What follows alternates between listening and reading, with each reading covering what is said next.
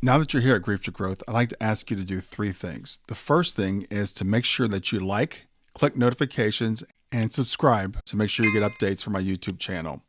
Also, if you'd like to support me financially, you can support me through my tip jar at grief2growth.com. It's grief, the number 2, growth.com/tip jar. Or look for tip jar at the very top of the page or buy me a coffee at the very bottom of the page, and you can make a small financial contribution. The third thing I'd like to ask is to make sure you share this with a friend through all your social media, Facebook, Instagram, whatever. Thanks for being here. Close your eyes and imagine. What if the things in life that cause us the greatest pain, the things that bring us grief, are challenges? Challenges designed to help us grow, to ultimately become what we were always meant to be. We feel like we've been buried, but what if, like a seed, we've been planted? And having been planted, we grow to become a mighty tree. Now, open your eyes. Open your eyes to this way of viewing life. Come with me as we explore your true, infinite, eternal nature. This is Grief to Growth, and I am your host, Brian Smith. Hi, everybody. This is Brian back with another episode of Grief to Growth. Today, I've got with me a very special guest, as always, but her name is Celine O'Donovan. And Celine is a native of Salt Hill, Galway. And if you're like I am, you don't know where that is, but it's in Ireland. She's following an international career in marketing for over 25 years. She's now a published author. And the change in direction was accelerated by personal lessons that she learned after her diagnosis with breast cancer in 2016 and its aftermath. Now, her message is nothing happens by chance, and all life events are sent to spur spiritual growth, enable us to fulfill our individual gifts. This reframing of how we see our lives now shapes her writing. Her mission is to create personal and practical epiphany moments that allow her readers to discover this for themselves.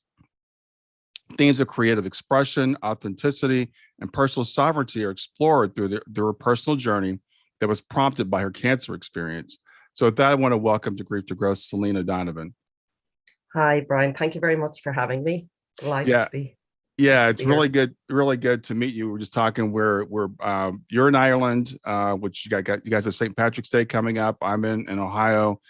It's a pretty big day here too, and spring's in the air. So it's a really great time to be doing this and talking about your personal journey and how you kind of had this renewal that was prompted by your cancer experience. So start wherever you like and tell me what led you to the point where you are now. Ooh, that's okay. The way I'll describe it, because I sort of divide it up often into my life pre-breast cancer and my life after, because the only way I can describe it is really like a rebirth. And it's been a process, it's still unfolding. Every time I think I've got to somewhere in this and, I know something, I go, oh, wow. And it's something else is revealed. And that's the wonder of this. You're sort of going deeper and deeper, it feels into it. So, yeah, I'll just maybe give a little sense of what my life was like and who I was before it and then what happened. So yeah, I grew up in Galway in Ireland. I'm a middle child of a brother and a sister.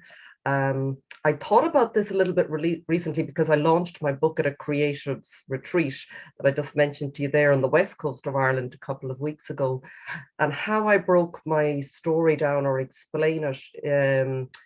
I don't know if you remember the TV show Born Free, do you, or the movie? The couple, Joy Adamson and her husband. And I was thinking about that TV show. Now, this might sound like I'm going off a little bit, but it just really parallels with my own life story. So I was preparing to speak at that event, and the theme of it was all about personal expressions of freedom and what does it mean to be free. And as I was thinking about it, I remembered back to that TV show. And I was about 6 or 7, and I just remembered this joy when I watched it. I felt so free inside. And I hadn't connected with that. I'm now 54, so that was a long time ago. And I went back and I watched a trailer again on YouTube, and I felt the same feeling. I said, wow, what is that? That wasn't just the show and what they were doing. They basically, for any one of your listeners who hasn't heard or seen it, they rescue a lion cub whose mother dies. So this lion cub is born free they bring her in and they domesticate her. So she lives with them domesticated. And after a number of years, they realize this isn't very fair. She's a wild animal of free spirit. She needs to be set free, but they have to prepare her to return to the wild and live free again. Mm-hmm. And I read that and I went, wow, that feels like my life story. That sort of feels like where I've been, that as a very young child, I've very, very strong memories of being very connected to something much bigger than myself. And it's only now I'm beginning to see what was going on, because I had, I was very chatty as a very young child, and I can have a memory of an awful lot of information or words coming through. I just couldn't stop talking. And everybody, but that became something like, oh, we need to get her to go to elocution and slow her down. So there was all these, just within the systems that we live in, sort of saying, no, it's not good to be talking all the time. But I didn't know how to regulate whatever was coming in. It was just this joy and talking. So that was early me. And then I started to suppress that voice because it started to become, this isn't really acceptable in normal everyday life to be nonstop talking. And also I was quite emotional as a child. So I had a lot of emotion going on. I could feel a lot around me. I could feel a lot in my family. And again, the world I sort of came into that wasn't really, let's say, not accepted, but it wasn't, I learned that I had to, for my safety or my sense of well-being, I needed to keep my voice sort of quiet, and I needed to keep my emotions in. Now that was all unconscious, but it's only as I check back. I also then had my tonsils taken out as a very young child when I was 2. There was a lot of trauma with that, and that's all connected with the voice, the throat chakra. When you look at it, I had night terrors for about a month after that, my mother said. So little piece by piece, I just started to go, okay, something happened at a very young age. We are all born, I really believe that, and know we're very connected to where we came from, our source, from God, whatever that is for you, or whatever anyone, your true nature. And the systems and the world that we come into often doesn't, let's say, nurture that off, not always, in some cases maybe. So we all learn, we go into family systems, education systems, work systems, and we take on this role. That's how my understanding. So I took on this role in the world, which was I need to keep my voice down, I need to keep my emotions in, I need to behave a certain way in my family to fit in. I have to fit into a certain job. And it became a pattern. Now I was unconscious. I had a quite nice life and I was going along, but I often felt I never felt I really fit in. There was something not, it was always an effort. And to anyone looking in from the outside, my life probably looked great. Like if we all look at each other, nobody knows what's going on behind. So I continued on with my life. And then I had my first big blow, or I loved the title of your podcast, Grief to Growth, because I thought about what was the grief. And cancer wasn't the grief in my life. It was my life before cancer was the grief. And even when I say that now, it's very emotional. It's sort of connecting in that something was that I can connect into that young child, something that sort of was cut very early. So there was sort of a sadness always going on behind that. And but I went on with my life. Lovely. And then I lived in Galway, went to college, studied marketing. Then I moved to the capital on the east coast of Ireland in my early 20s, got a job in a big bank, corporate life, met my best friend there, met my future husband there, 2 people who are now, very soul people in my life, like soul relationships. And when I met my husband, it was like that was the first meeting of someone who ever truly saw me. It was just, we both always say, it was just this such a soul. It was beautiful. Like we both saw light when we saw each other, like you talked about the light with your daughter. It was only afterwards we said it, we sensed it off each other. We didn't really understand, as a 21-year-old, you don't really understand what's going on. So we really connected. We ended up getting married. And then the tragic thing was we ended up splitting up because he ended up being gay, and he came out as gay. He hadn't fully. So that sunk us both into, I think that's where the grief really started to show itself in my life, and I think in his. But we both know we came to each other for that purpose, to set us on this path that we would find ourselves again. And it's interesting in that journey. We are now so connected again on a very different level, but on a soul level. And I describe it as, we both say it's a love that goes beyond time and space, and that's what it's always felt. But we didn't know it, as a young person. You don't understand what to do with this, so you assume you get married. So Yeah. that, as that was what, that's the next steps. And I suppose we were in that, but it was beautiful, but it was awfully tragic as well, because to meet someone, the first person who really sees you and gets you on that level, and then to have it just torn from you about a few years later, was just. So I went on my own, I suppose, path of into the darkness, really, for a number of years. Many people mightn't have seen it, but I buried everything. I buried the pain. So I talk about the grief that you talk about. That grief, was there from a young age, and it just exploded in me. But and I suffered from everything from anxiety, addiction, depression. I was still functioning in the world. Nobody knew this about me. I was a great actor, and I suppressed all of that, because I suppose the thing, and I feel very strongly about that, anyone who's suffering, is that, even in that, as much as we want to be there for other people, most people I knew couldn't hold, yourself when you're in something very deep, it's not something we can get support, but it was very hard, I could see, for people to be around me in that. They just didn't know. They did their best. It's not a criticism, it was just, but it was a very, very, difficult time. So yeah, the years went by. I had gone to Greece to live there, and I had ran away, basically, like Shirley Valentine in the book. Found a different sort of life there for a year, but it was running away. I got into a relationship that was not healthy. I was teaching English there, but it was what I needed. It was survival mode, you do what you need to do. And then I came back, and it was interesting. I sort of came back full circle. When I came back to Ireland, I got a job back in Galway, where I had left when I was born, and I ended up back here in 2005. I worked in the university here. I worked with young people, which I loved. I worked with teenagers, one of my greatest joys ever. And it's something I'd love to go back to in some form. But again, it was a life of, I sort of feel that I was still in, let's say, that tamed, domesticated within the system, sort of like Elsa the Lion Cub, sort of. There was something, was like my spirit was calling to me, that, and I didn't really know what was going on. So I was getting more and more burnt out. I was getting more sort of depressed. I don't know if I was depressed, on and off depressed, but anxious, very flat, just felt very, very, yeah, not in a good place. And ultimately, my work kept me going for a number of years, but that also started to feel quite empty, because I was meeting a lot of young people with a lot of hopes and dreams, and they wanted to do lots of different things. And I worked at a university, and the message in Ireland, I don't know if it's the same in the States, it's so competitive to get into university.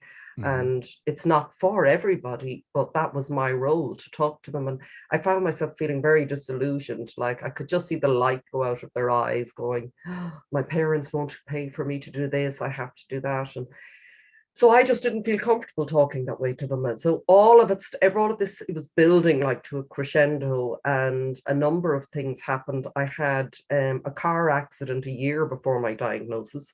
And to me, that was literally, I was brought to a standstill, like just, I remember the level of anxiety and stress. So I was getting lots of little warning signs. And, and I think life always does. I would say that to anyone, to pay attention to everything. Everything is happening for a reason. I can say that 1000% in my life. I have no doubt.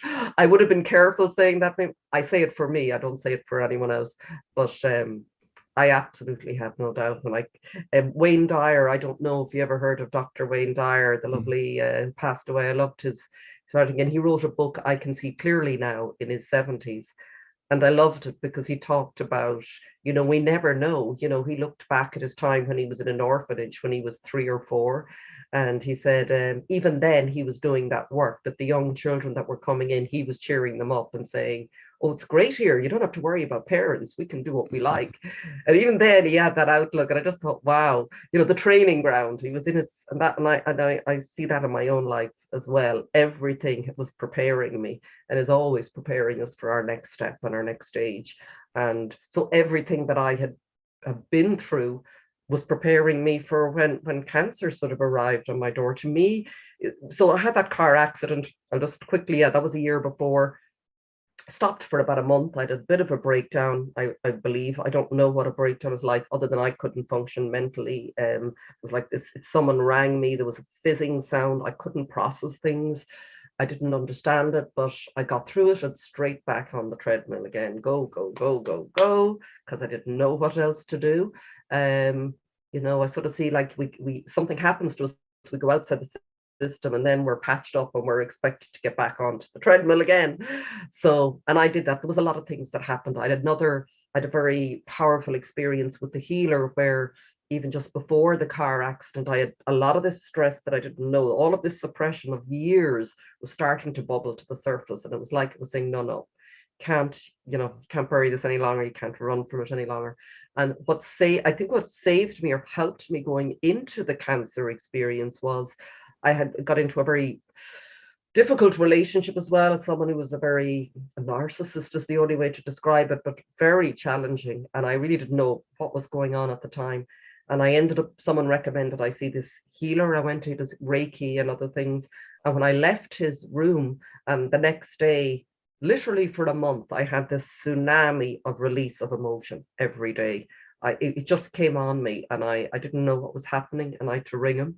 And he said, your higher self, you've agreed, you're ready to start releasing some of this. You don't need to understand what's going on. You just need to let this out of your body. It's going to kill you. And so that happened, and it was amazing. I said to him, but I can't stop it. It's literally, I have no control over it. And he said, just ask that it happened when you're not working, that when you're on your own. And I did. And from that day on, it only ever happened when I was on my own. It was amazing. That was a month of literally helping me clear some of the old trauma. So yeah, and then after that car accident, I went back to work, and then not surprisingly, 8-10 months later, I found a lump on my right breast, and then I went to the GP and diagnosed with breast cancer. And I have to say, everybody's experience is different. But after I got over the initial shock, when you hear these words, like any words that are life changing like that, the strangest thing happened. I felt relief. Relief is the only way I can describe it. I just went, I can stop. I just couldn't do. I sort of knew if my life had to continue in the way it was for much longer, something else was going to happen. So my overwhelming feeling of relief. I know that may not be the case for anyone else. But you know what it was, Brian, as well? It was really interesting. For the first time in my life, as if my life made sense, I thought everything was just randomly, what is all this that's happening to me? Why am I experiencing such pain? Why am I finding it difficult? Why am I feeling burnt out? And it was basically, I was being shown, you are not living the way you are meant to live. We all come here. My sense is with a spirit and a soul that wants to express itself and shine brightly like your daughter. And some of us, it takes longer. I was like sort of suppressed for so long, and I think there's a cost. There's a cost to that suppression of the human spirit in whatever form it happens to you. And at some point, if we go back, even I often think pre-COVID, and people say, oh, I'd love to be back the way it was. And I go, well, it wasn't so wonderful where I was. There was more people around me, and young people, and people on medication, and depression, and anxiety, and homeless, and oh my God, the problems. So, and to me, they're a sign that this system, this staying in the system is not working. This is not how we were designed to live. So cancer for me, I call it, was like the call to return to the wild, like the lion cub. This is, we're giving you time. I got 2 years in 2016 where everything shut down, like obviously through the treatment. I had to go through all the chemotherapy, radiotherapy, surgery. But I always felt safe. I always felt held. I always felt this this has to be for a reason. I don't know how to say it. I had no doubt from the moment it happened. I just knew something added up, and how the greatest gift for me has been that in that silence, I went back to live in my own house. At that time, I had moved in with my mother, but I went back to my own house for a while, and I needed the quiet because I just couldn't process and be around people. And in that quiet, where my mind shut down, my body shut down, something cracked open is the only way to describe it. And I connected with this beautiful, spacious, alive, infinite, creative source, God, whatever. This just beautiful peace came over my life.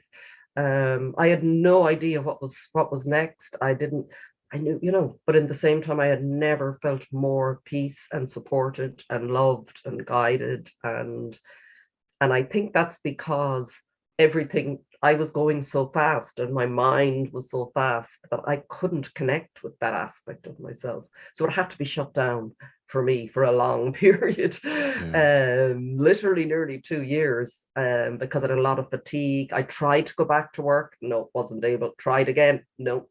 And I remember asking, and I'd say, can I not go back? I was getting the answer, nope, you're never going back. There is no going back ever, isn't there? There's no going back. So that was the start of something just, and I'm only really beginning to fully appreciate it, when you're going through something, and at the same time, it was very traumatic. So it was all going on together, it wasn't all, I was sitting there going, oh, cancer is wonderful. It wasn't, it was very challenging and very difficult, but something else happened alongside. Both were happening side by side. It was all in the one. And it's only today now, even as I talk about it more, I feel the gratitude for that, what I had to go through, and I've a distance from it now. So I will be eternally grateful. So it's changed me in every way. That was 2016. And after that, I suppose what I found the most difficult, and I think many people definitely for cancer often say, it's the transition, it's the period after, because in the experience, you are held in the sense of the system, and you're going through treatment and doctors and this. And then the first question was, most people to me, oh, great, so you'll be ready to go back to work. And I used to nearly get these panic attacks when I'd hear that. But going back, have you any idea of what I've been through? And for going back into their old job may be the way for someone else. It just wasn't for me. But I found it very challenging because I was at a point where, okay, you have a choice. We always have a choice. And I know that. And I said, are you going to choose to go back? Which I knew I couldn't. So I said, no, I'm going to choose the unknown. And I have no idea where this leads. I have no idea how I'm going to make a living. I don't know anything, but I just know. So all I did was really surrender into that. I asked for help. I had no sense of where this was going. And the first thing that got me on the path, I had never written anything. So, that was not my life at all. But something about the voice wanting to come through is quite interesting, because I feel like when I went back, like I said to you at the beginning, and watched Born Free, I related to that child again now, as in, I found that place in me again, that place that I disconnected from all my life. I'm back there. And now I have a means of channeling this voice that I didn't as a young child. It was just, I couldn't, it was very overwhelming.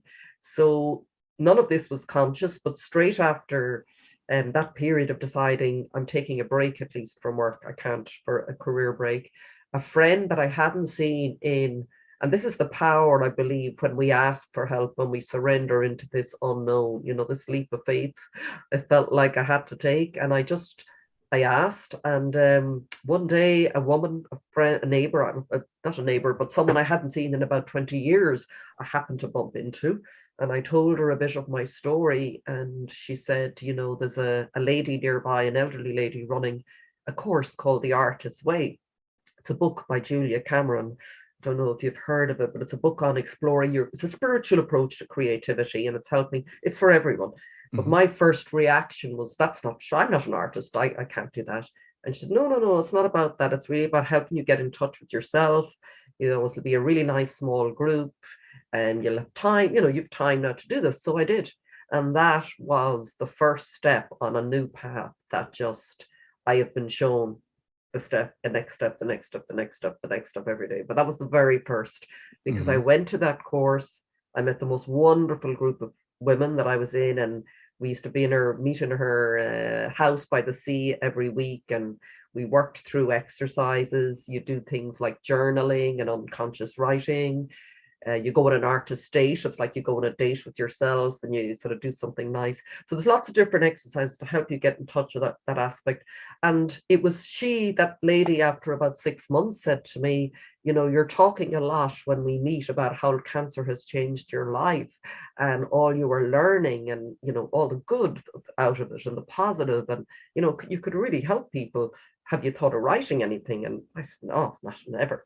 And we had a coffee and I came home, and obviously she was sent to me, as we're always sent, aren't we? People are always sent different messengers and guides. And I came home and I just knew, get my laptop out, sat down at my laptop, and I don't know what came out, but basically I sat there for 6 months, and the end result is this book. But really what it started as was just a way of processing, what's going on here? What am I learning? But it came down, it literally came through me in chapters, is the only way to describe it. I just get a title and I go, okay, I have to write about that, and I'd start. And I wrote a draft of this book back in 2017, long before we entered into COVID. And what's quite interesting, sorry, now I don't know if you want to stop me and ask a question, because I can just bring you up to when the book was published, how it got to that stage. Keep going. Okay. So I had a draft of that book, didn't know what to do. I'd never published a book, never written a book. I asked a lot of people, found a self-publishing company in Galway here, went to meet the lady who owns the company, and she's great. Yeah, you can write, but would you think of writing fiction? So I looked at her like, fiction? It's my life story. Like, what am I doing writing fiction? And I don't really understand what happened there, but I do and I don't. I didn't definitely at the time, but there was obviously a timing thing. The book was not ready to be published. It was too soon. I had literally just come through the experience and it was down on paper. So I said, I don't know anything about writing fiction, but I've nothing else to do. So, okay, I left her office. I drove home and I started hearing all these little voices in my head, like characters. So I went and wrote a book of fiction, and it's called The Tapestry of Life. So I self-published that first book, and I really needed to write that book because the book ended up being about 3 generations of women living in Galway. I picked my hometown as the place, and how their lives, they come into each other's lives over a period of 2 weeks, and how they change each other. And it sort of echoes the idea of the tapestry of life. We are all essential pieces of the tapestry that makes up, the universe and life. And we never know, we all need each other. Who knows, in the next, for that thread meets another thread. And so that was something really, and I suppose it taught me a lot. It taught me a lot about writing. It taught me a lot about publishing. It taught me a lot about the importance of community in my life and who I surround myself with, which I'd never been conscious of. So I'm very consciously surround myself now with people only who lift me up and are, for my highest good. That's been a big shift in my life. So that happened, and I launched that in 2019. And then I thought, okay, I'll go back to this book. And I started back into editing it and writing to publishers all over the world. And then John Hunt Publishing in the UK offered me a contract. And then we went into lockdown. So I spent 2020, the timing, I spent all of 2020 editing and finishing it. And it came to another level because Gifts from the Devastation, the title, cancer was one of my devastations, but the point being is we all experience devastation. You've experienced devastation, everyone in some form, some tougher than others, some more than others. And then we all went into a collective devastation, I believe, with that lockdown. And And a lot of the lessons, I've said it to so many people, I was very grateful when we went into lockdown. It didn't change my life at all. I know for some people it was quite a dramatic and traumatic time, but I virtually had been in my own quarantine or lockdown for 2, 3, 4 years. Mhm. So, something in that. So that really helped me, I suppose, build some of those lessons into the book. And I believe there is a reason why it's being launched now and it wasn't launched 2 or 3 years ago, because I do think there's a lot of devastation in the world on many levels. So my hope is that, yeah, it can help anyone maybe who's going through that in their own life. Yes. Yeah, I think that you talked about your coming into the world and being more open and being, chatty and talking Mm, and um you've referenced a couple of pieces of art, and I love music and art the way it kind of reflects life. So there's a song by a group called Earth, Wind and Fire Love called mm, That's the Way of the World.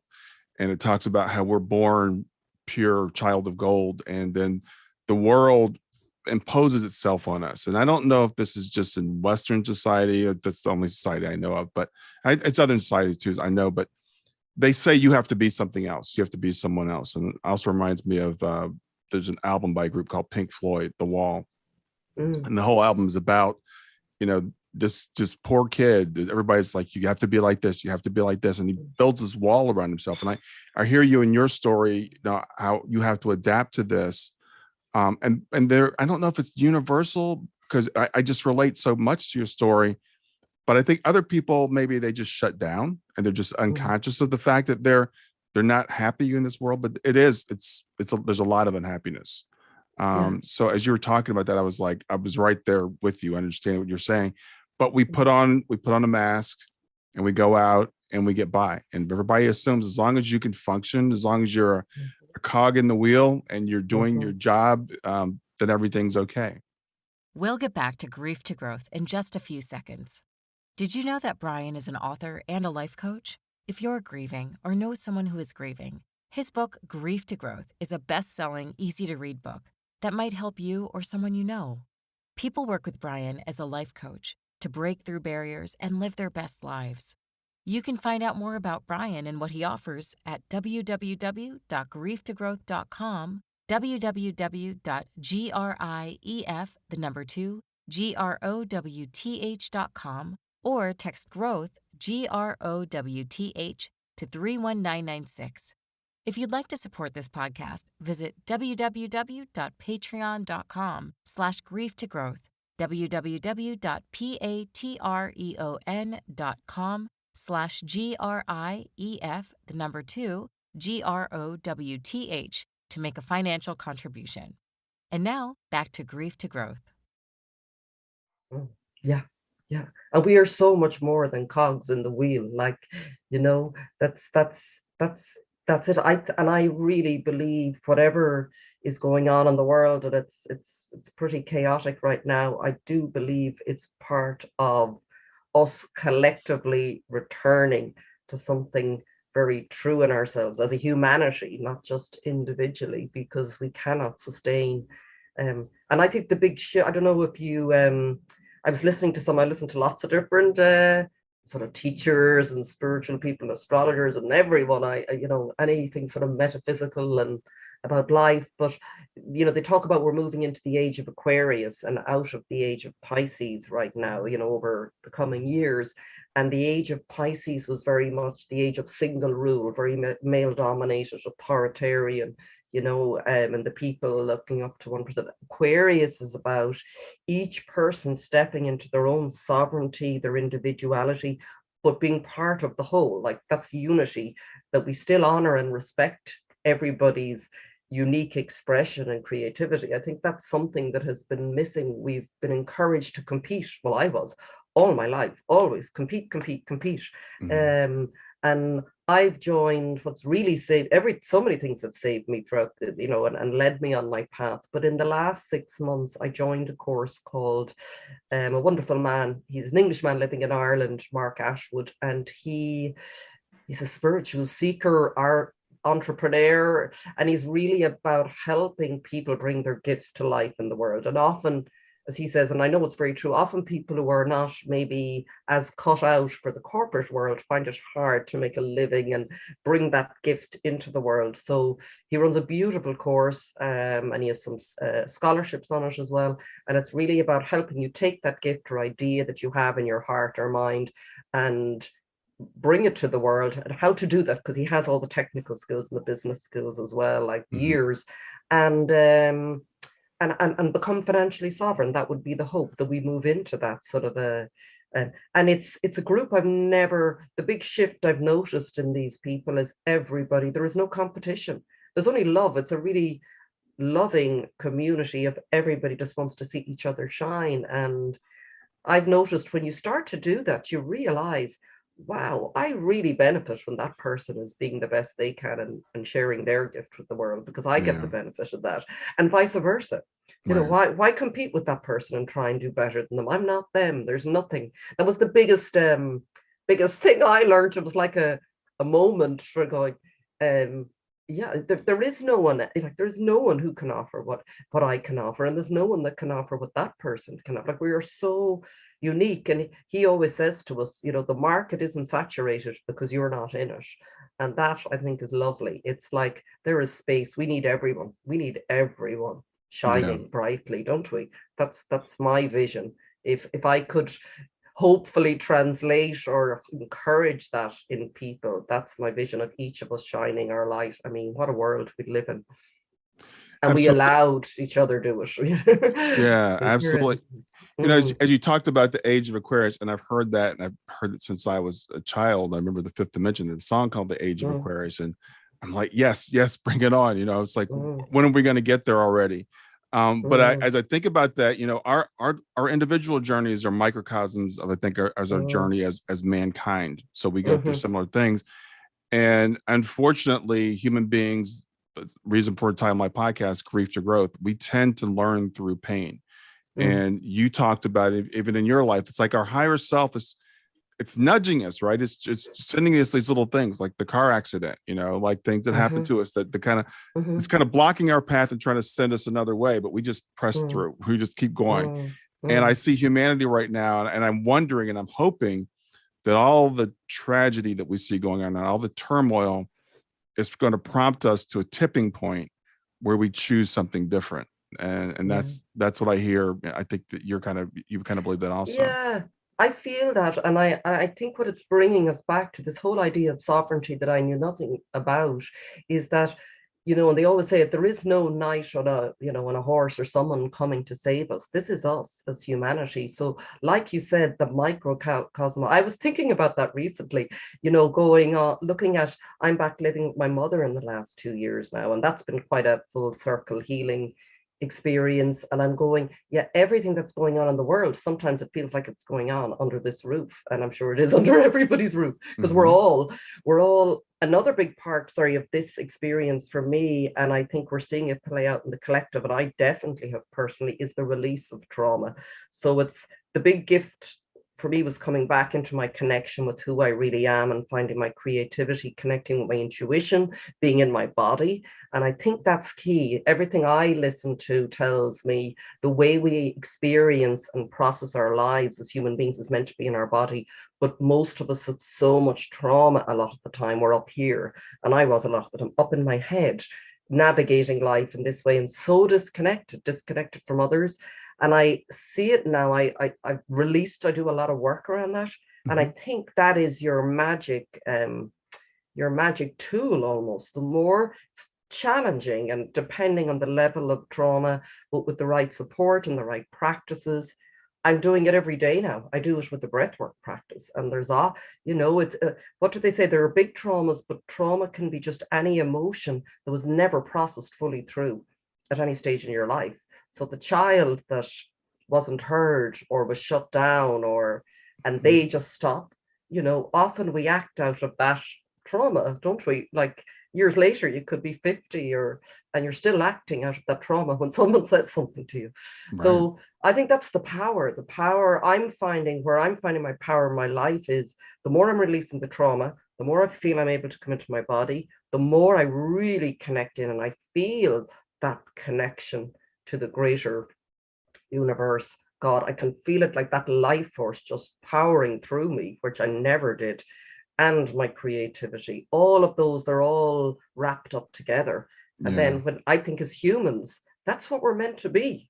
This is the real human. I wrote a chapter at the end of the book called A New Age, a New Kind of Human.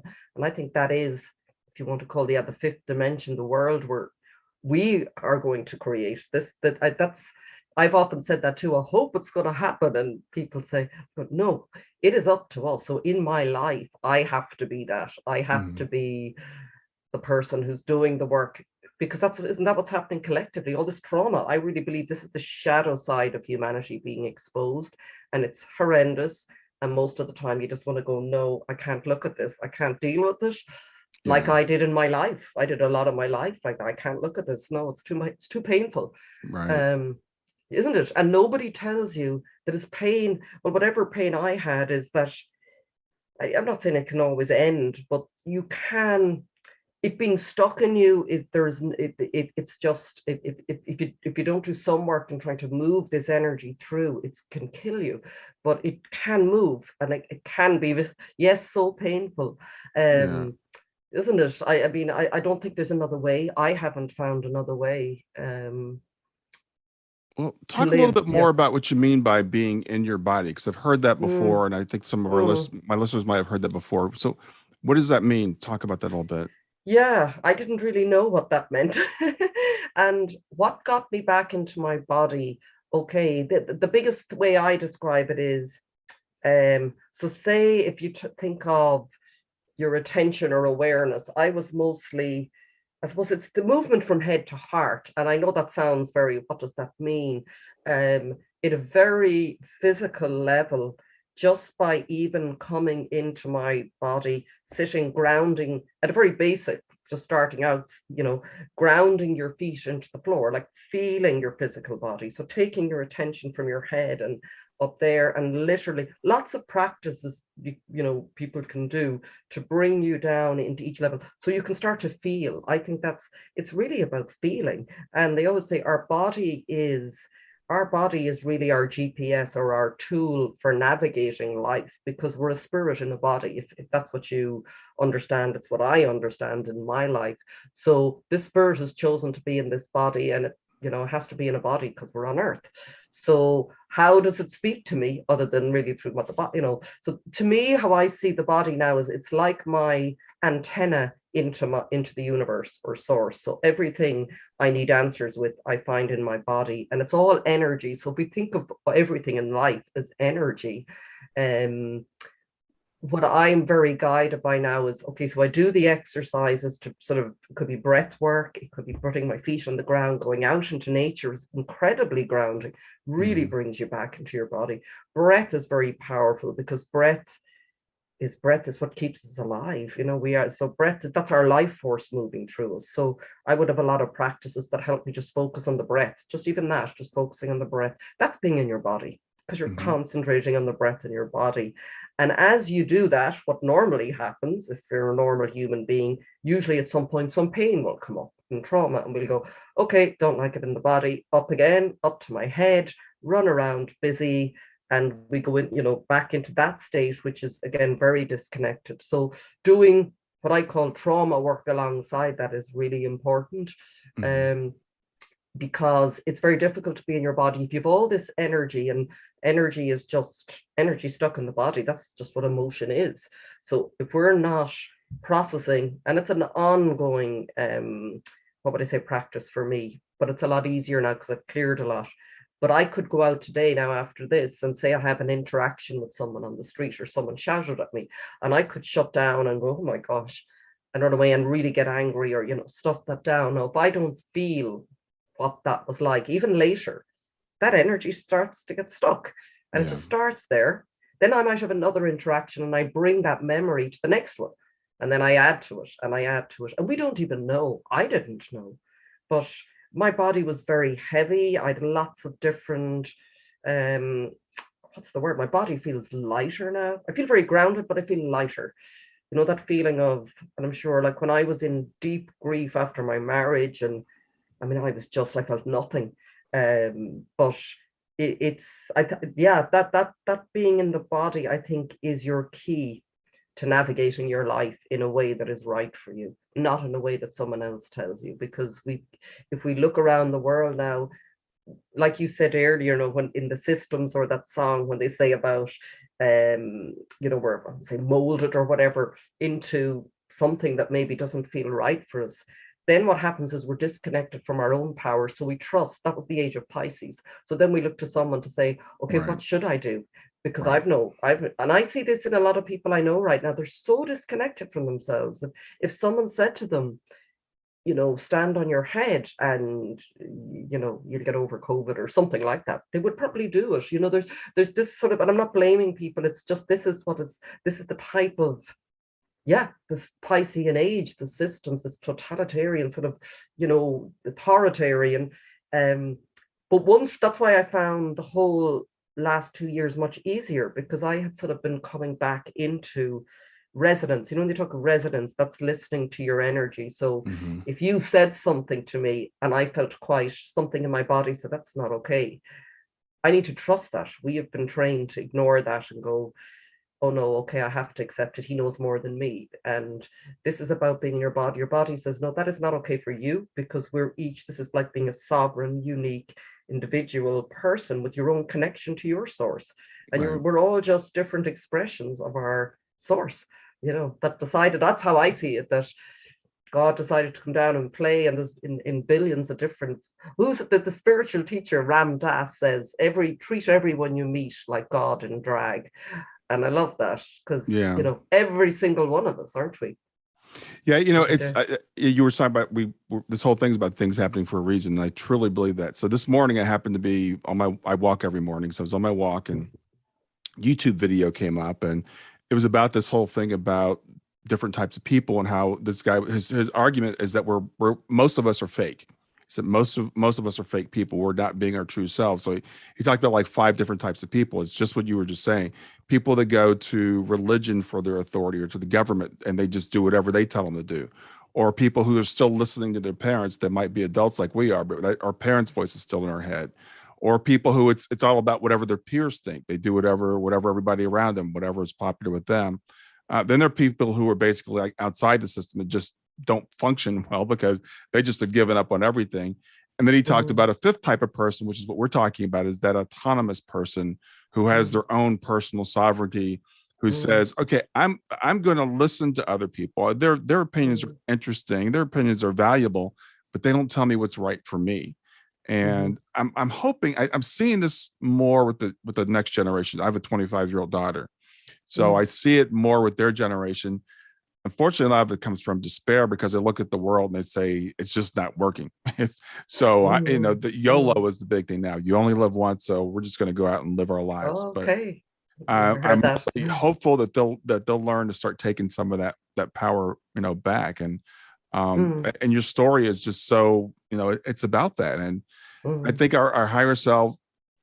I do want to ask you this question, because again, it's all about things happen for a reason. So I interviewed a woman on my podcast not too long ago, and her daughter was in a devastating accident that left her brain damage and not functioning very well. And she said, I hate when people say everything happens for a reason. She's like, I don't believe that. I don't totally reject that. My feeling is more like yours. So my question to you is, when did you come to this conclusion that everything happens for a reason? When did I come? And like you said, it is a little, I'm very conscious. Every time I say that always from my perspective. I always make that clear to people. I'm not just casually going around telling everybody who's been through some horrendous tragedy, oh, it all happens for a reason. I don't mean it in a real, trivial and a light sort of way at all. I mean it in a really serious, serious way, but the way it came to me, how would I describe it? I can't even say when. It very quickly, because nothing had made sense in my life for so long. And the diagnosis made me think, all of these things are connected. Finally, I'm getting evidence that everything's connected, because I felt like I was dying inside. And I literally was. To me, cancer was creative, energy, because we are this is so new to me as well, this idea of creativity. I thought creativity was about, people who were artists and careers as artists, and the rest of us, you just got on with your job. But what I understood from it is we are creative energy. That's what we come from. This is what all of the universe is. So that can appear in many ways, but we have to express. And so the idea that I was dying inside, and then something happens to say, yes, you are dying inside. Look at, we're showing you. What's this? What is cancer other than something growing inside you? And I talked about being suppressed. So I sort of, I can just remember one day in the car, I remember taking my hands off the steering wheel going, I don't know, I just know I have to let go. And I think there is something in the letting go. Not trying to figure out, because you can't figure these things out, things like that. Something just let go. And I really believe that when I let go, something greater took over, is all I can describe it. And it's sort of been rippling out in my life since. It's so gentle, and it's so, what do they call it, an infinite unfolding. I can't even sometimes put words on it, but I look back on a day or a period, and I suppose I just have to keep asking myself, because I'll revert to my old habits, and something difficult happens, and I go, okay, what if I was to look like, what if I just behave like this is happening for me? If I was to believe that, even if I don't, what would I do differently? Or how would I, even trying to just get it's like they say, if you get a different perspective on a picture on the wall, what if I can just try for a moment, even if I don't believe it, just try and look at this in a different way. Right. Don't have to stay there. It's isn't it? I don't know what the answer is. I mean, it's different for everyone. I've met people who've been through, I'm sure you have sometimes have been through horrendous things and are still in it and very angry. And, I'm not saying they shouldn't be, but, and then I meet others who, just blow my mind at how they've come through something so difficult. Right. I sort of feel there's a divine timing in everyone's life. I like you talked about your daughter coming, and some people come and they shine brightly for a short time. I've seen that with other people I met in my life. They just shone so brightly, like unbelievably so, and then they were gone. And then others, I feel it's taken me a long time to start shining my light. So I'm around here a bit longer, because I wasn't shining for a long time. So, I really do believe I chose this. I chose this path in this lifetime. I've no doubt. And I chose that there would be struggle, and I chose that because, like you said, we don't, maybe some people don't have to go through pain to grow, but grief to growth, as you said, but I haven't met too many of them. I think anyone who's done any major growth, because it's like, there's a saying, it's another writer, I think Pema Chodron, she talks about the breaking apart. So sometimes at the breaking apart, she talks about pain, and if we don't let it break us apart, we become brittle to life, we become hard, and then there's nothing, but it nearly has to break us open. It's in the breaking open that we find something even more beautiful. That maybe that I would see that experience was maybe the gift it was trying to give us. As hard as it was, they wanted to show us this beauty that they, I see, that's how I try to look at it, that even in my own, like my father passing, I go, I was very close to him. I mean, he was much older and it was a natural death and everything, but it was still painful. But there was something in what I discovered as a result of his death, that we never die.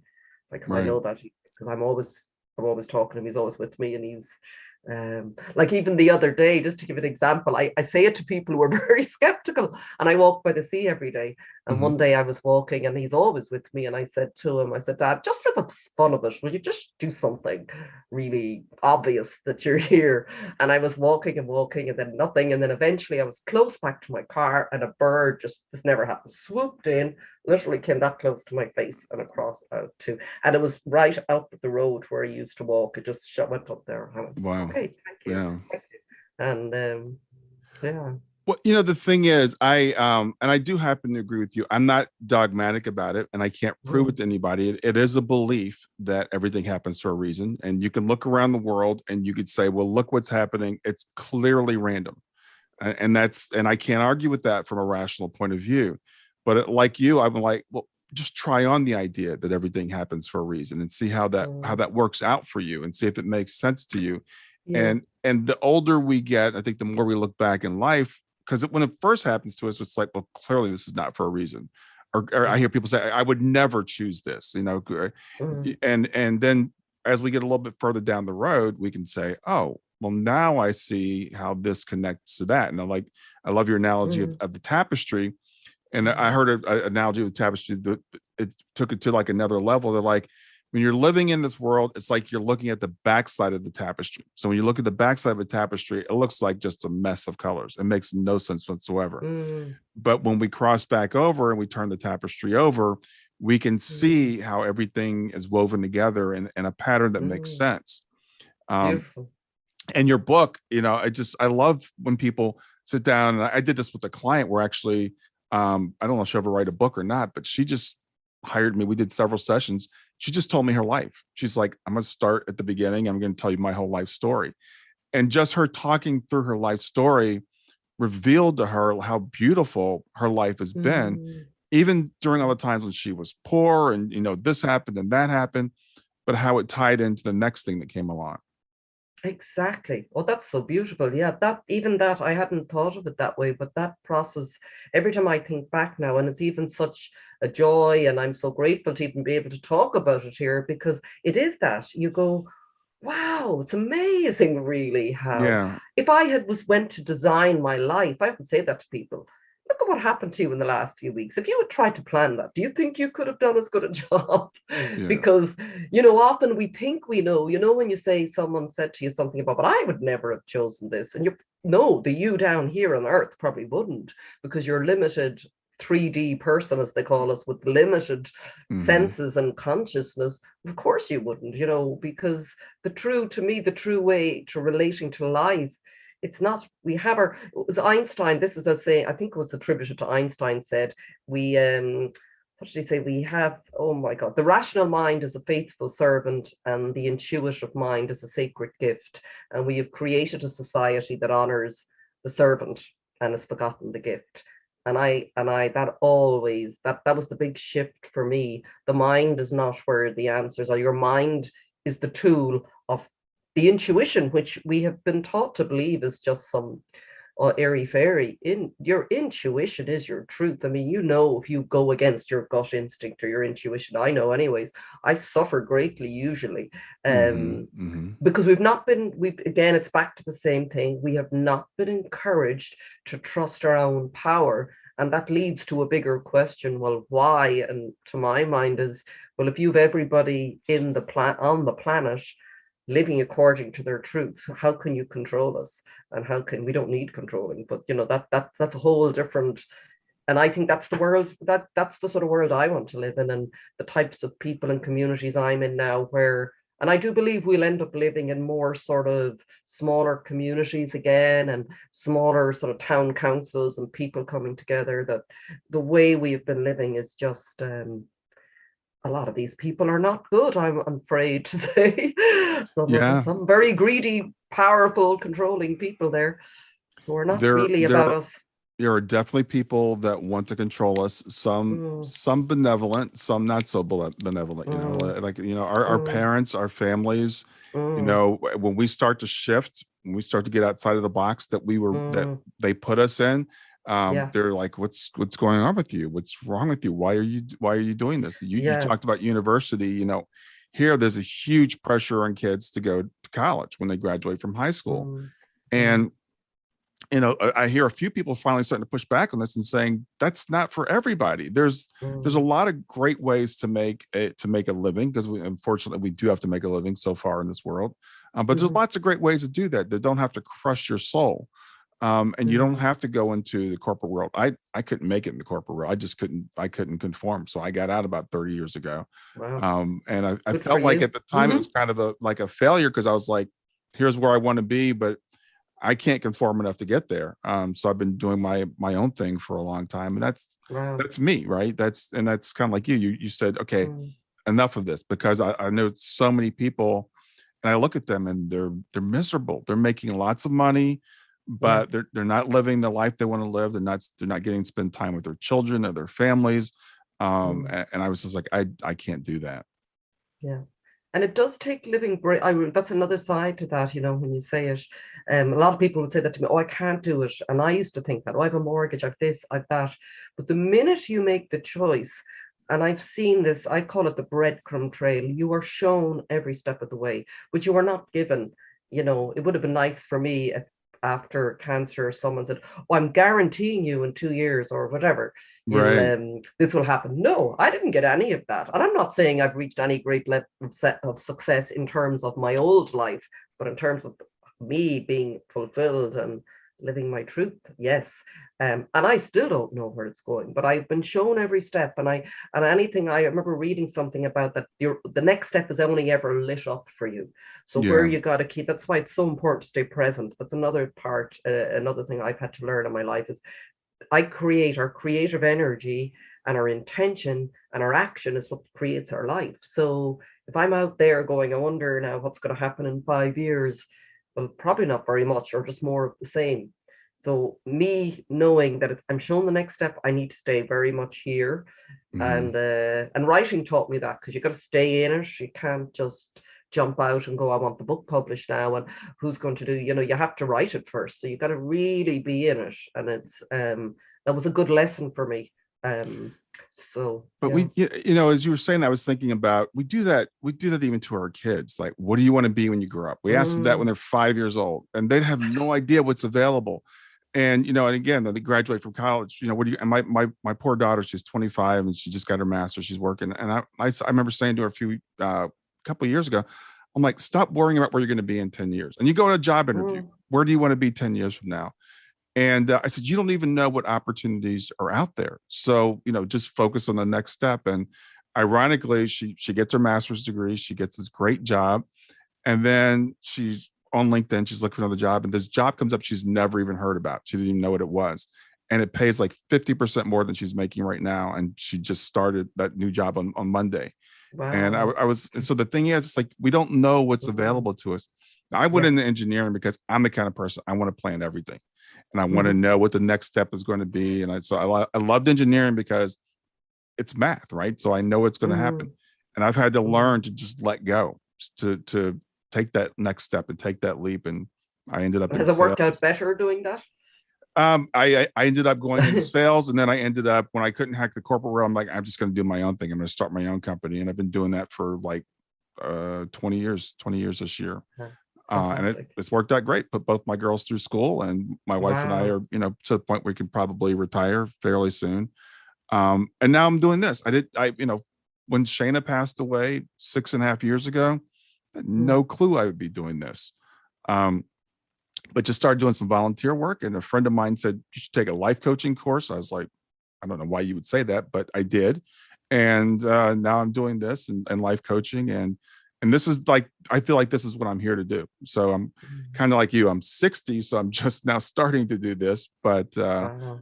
I feel like this is what I'm here to do. And I think our higher selves, God, universe, whatever you want to call it, Mm, mm. gently and sometimes not so gently guides us into what we're supposed to be doing. For sure, for sure. And when you said that again, that's amazing. Like for anyone who's going, well, I don't believe that, which is absolutely fine. This is about being sovereign, as we said. So it's that Mm-hmm. this is our own journey. So, but at the same time, I haven't met anyone who's decided to hold that perspective in life and regretted it.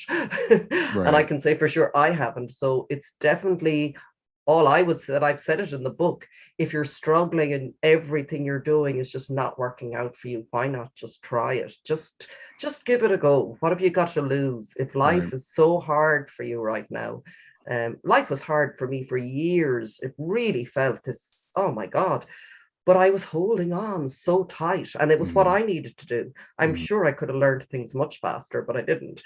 And I held on. I realized how strong I am. I've got a lot of stamina, Yeah. because I Yeah. withstood, kept coming. Another thing, another thing. No, I'm here. Um, and I generally didn't show it. That's why if I said it to people, they what? Um, and that takes a certain amount of energy. So when you think of the life force, I always try to think of it now of our creative life force energy. What could you be doing with that if you weren't using it to sort of just to keep this image up all the time. And I believe there's a breaking point. I think there's a breaking point in the world right now, definitely. And I think that is this breaking of the human spirit. There is a point where humanity, it's just God, universe, whatever, is going, no, this is not what you're here to do. And this is not who you are. You're not slaves or robots. You are magical creatures here to do amazing things, aren't we? Yeah. And it's happening. Yeah, I believe it's our collective consciousness. I believe that we have an individual consciousness and there's a collective consciousness, and that's what everything is, and it's all part of that. So as you talked about us creating, we are co-creators of the world that we live in. So when we look outside in the world and we don't like what we see, that's a reflection of our inner turmoil that's going on. Absolutely. And hopefully hopefully we'll get to a tipping point where enough people believe like you and I do. And I believe that's what we're here for. I believe we're here to encourage that. So I love that you stepping into your role.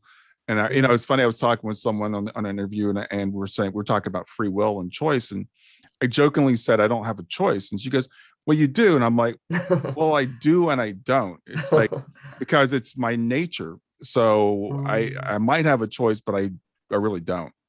And I think it's the same thing with you. It's like your higher self is saying, okay, Celine, it's time for you. Yeah. And it's the higher choice. I mean, yes, and it's funny, I would never have used those words, but there's like, I don't know if you feel it, but I know that's why there's a timing around my book. And I know we have to be ready. And often you think you're ready before you're ready. Like I used to think, why didn't the book come out 3 years ago? And I remember I was working with this spiritual healer at the time, a chiropractor, beautiful woman. She calls herself, or she is, a spiritual midwife. And I love that term. And I worked with her throughout cancer treatment, and she helped me basically birth this new version of me into the world. Like I couldn't have done it without her. And that's how I got the title from the book, because every time we worked together at the end of the session, she'd say to me, we'll ask that you integrate the learnings of this experience and that you carry only the gifts. And that was just beautiful. I just thought, yeah, that's what you want to do. Whatever it's been that has difficult and traumatic, that we learn and we integrate it, we leave behind the trauma and all the other aspects of it, and we just carry the gifts, and we can share that with the world. Because you can't share it if you're stuck.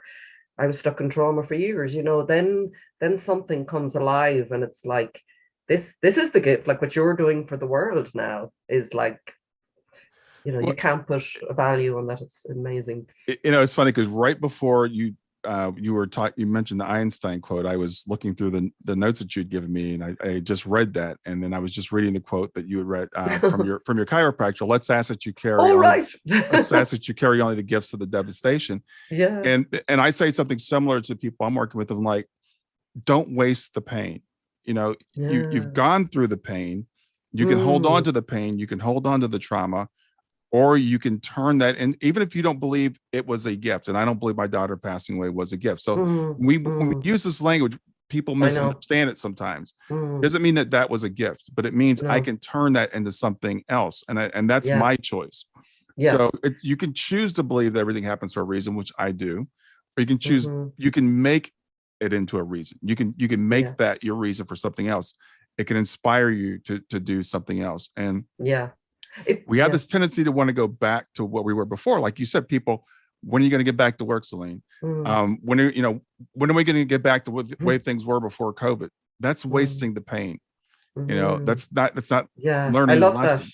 That. I love that, wasting the pain. Exactly. And and I, even in saying that title, I wrestled with for a while, because I knew putting it out there, people might go, oh my God, like that's a bit devastation and gift together. And I'm not saying cancer was a gift, but there have been other gifts that have come as a result of it. And the gift was in finding who I am and getting in touch with, I wouldn't change one moment, but that's just of my experience. I wouldn't want to go through it ever again. But, all you can do, that's how I felt. I was very careful in how I wrote it. I said, all I'm doing here is sharing a perspective. I'm sharing an experience. I'm sharing a story. It has changed me for the better. It has made my life worth living. It has given me something beyond my wildest dreams. And if it can do that for one person who reads it, that's what I'd wish. But I'm not saying this is the way for everyone.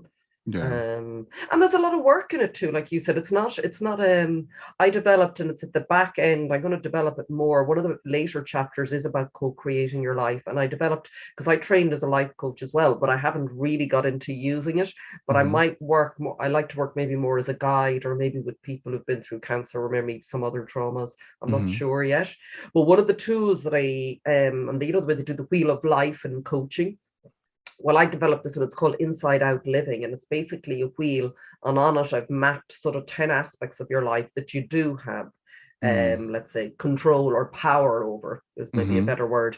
And you basically, so everything from boundaries to oh, I have them all written down. There are so many of them. There's your boundaries, your values, your intuition, your creativity, your belief, gratitude, emotionally, how you process your emotions, your self-care. So there's a lot of things we do have, even just to take it into more practical terms. And I talk through it, and I get people to say, score yourself now. And it, obviously, like any wheel, it'll probably look, you know, maybe not look too good as a whole wheel, and then start working on towards, because they were all aspects of my life I had to work on. It wasn't like this big aha moment, I found God and everything's wonderful. It wasn't that. Like, it was, I was still I had just taken a leap over a cliff, and I was like, oh my God, what's going on? So you have to, don't you? I had to develop a lot of practices and tools, and I still do, and do a lot of work to sort of keep processing the emotion, keep, you know, conscious of my beliefs, not going back to old patterns. So there are things as well, even if you don't want to take that bigger picture, whatever that view of life is happening for me. Okay, but do you want to find a way of living life that maybe is a little bit easier for you to, that gives you some sense of participation in it? You're not just a spectator, you know, the way they often say, like, do you want to be a spectator in your own life, or do you want to get in the driving seat? I mean, I prefer to be in the driving seat. I do want to, we're running out of time, but I want to just finish this point up, because I think it's really, really important. This idea that when we say that everything happens for a reason can lead to I call spiritual bypassing. And I'm hearing that term more and more, and I'm glad to hear people saying that, because it can be used to minimize the trauma, to minimize the pain, to escape.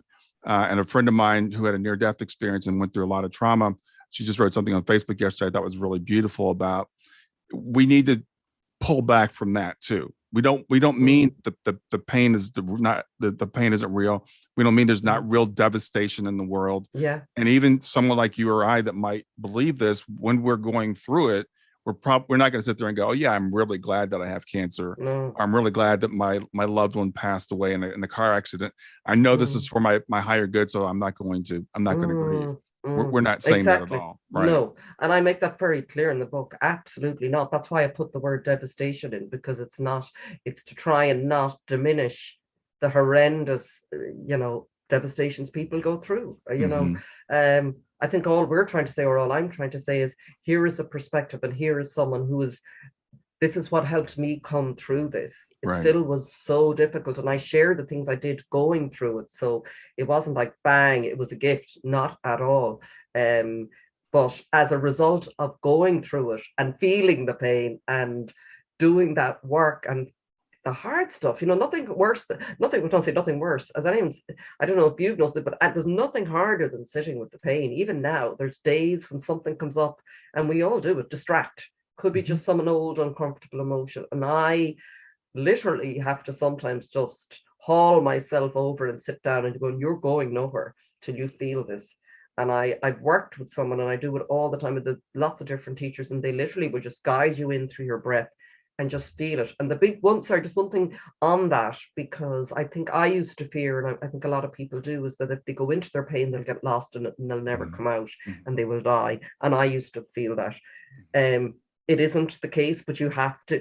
The bit what's really helped me is, and someone said it to me, is let go of the story, because the minute you start to feel it and you go into the story, it starts to get bigger again. You know, it's not moving. It's very difficult often not to do that, but this practice, anyways, I was doing, she helps you observe and just feel it. It's energy. Just see, it's energy. It wants to leave you. It wants to leave you. It doesn't want you to be like, you know, in this pain anymore. It literally, it's the emotion and the energy from an experience that was devastating. But like you said, is it your pain? What is it? Don't let your pain, you would Don't waste don't waste the Don't waste the pain. pain. Yeah. And let it, yeah. I had someone say to me once, "Well, I'm scared if I start crying, I'll never stop." And I'm like, believe me, you will. There's something about the body, but as you said, that experience, that pain, it wants to be processed. And I think crying is a beautiful thing. I've worked with people and they're like, "Oh, I'm sorry, I'm crying." I'm like, "I'm not sorry that you're crying. This is you need to let that go through you. That's part of the process." And every time you cry, you feel better. It's like Absolutely. you always feel better after you cry. So why not? Yeah.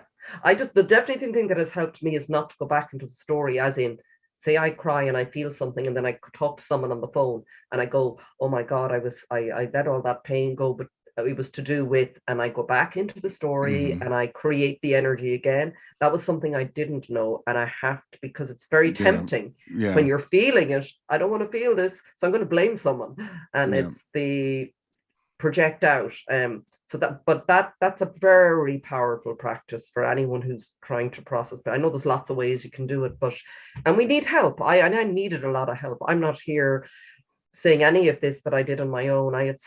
Luckily enough, I had no issue with asking for help. I just kept asking people for help all the time. Support. We need each other. We really do, don't we? Yeah, we do. We're not meant to do this alone. No. We are connected, and we're designed to be connected, and we don't do well alone. Celine, I'm gonna. I hate to end this, but I have to try to kind of keep it to an hour because people have short attention spans, frankly. Sure. But, it's been lives. really, really great meeting you. I want to give the name of your book again, please, so people, and tell people where they can find it. Sure. I'll just show that picture, but they can see it's Gifts from the Devastation: What Cancer Taught Me About Life. And just to people know, so I have a website, CelineO'Donovan.com. I also have a link tree, if people are familiar with going into that link tree, Celine O'Donovan, and all my links are on that, because I have a YouTube channel as well. Awesome. And on social media. Yeah. So it'd be nice to connect on on YouTube as well, as if you're the interview on it. But I recorded I narrated and recorded an audiobook version of the book separate to the publisher, because I felt it was another layer of processing, I have to say, or of deepening the lesson, because it was very interesting. I narrated it at home and I was using my voice, and my story always goes back to my voice. So I've narrated and recorded it, and it's being mastered at the moment. So that's available as well for people who may not, a lot of people sometimes don't have the time or want to read, and they like maybe to walk and listen. So but all of those are on my website or Linktree, or they can connect on YouTube as well. But if you go to my Linktree, you'll get all the links. It's probably the easiest. As you held up the book, the cover reminded me of Ukraine. That is, did it? Yeah. Is that a sunflower? Yes. Yeah. Very much. Yeah. Wow. Well, I like the sunflower, because it's one thing about the sunflower, just to say, is it grows towards the light. It likes to face the light, and I thought that's nice. That's what I need to remember in life. I love that cover. Well, again, so good to meet you. So enjoy the rest of your day, and we'll talk soon. You too. Thank you so much, Brian. Really. Don't forget to hit that big red subscribe button, and click the notify bell. Thanks for being here.